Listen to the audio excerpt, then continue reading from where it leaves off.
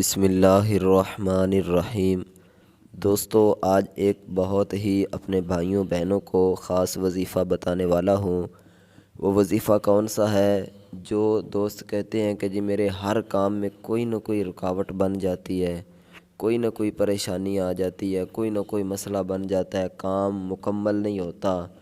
کاروبار ہو یا کھیت ہو یا کوئی بھی مسئلہ ہو لیکن اس میں کامیابی نہیں ملتی۔ تو انشاءاللہ میرے بھائیوں میری بہنوں، اللہ کے فضل و کرم سے آپ کا ہر کام انشاءاللہ اگر اللہ تعالیٰ نے چاہا تو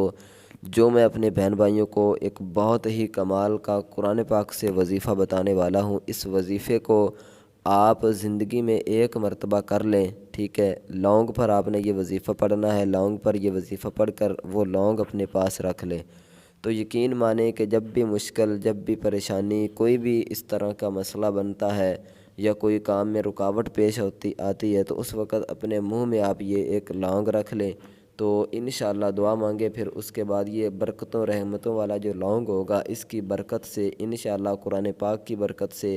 آپ کا ہر کام اٹکا ہوا جو ہوگا وہ کام بالکل جو ہے آسانی کے ساتھ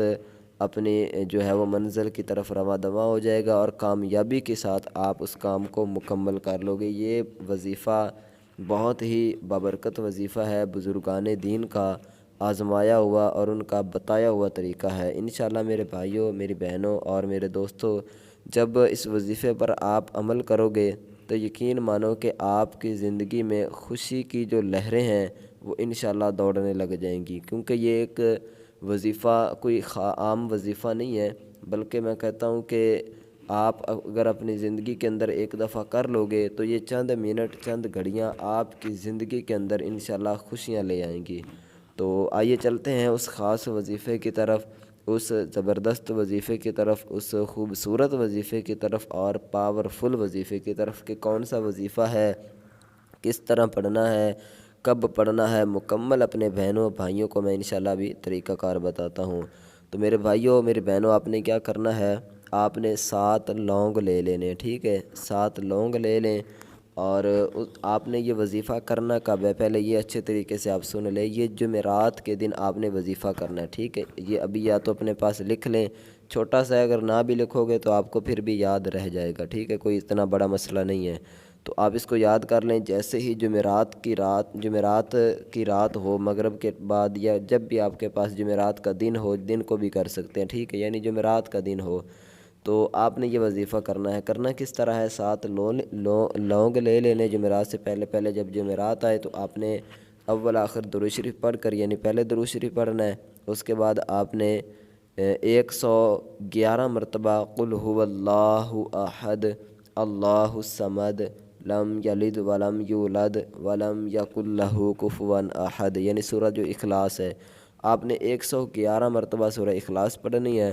قل هو اللہ احد، ٹھیک ہے، یہ والی صورت، اور پھر 11 آپ نے جو ہے نا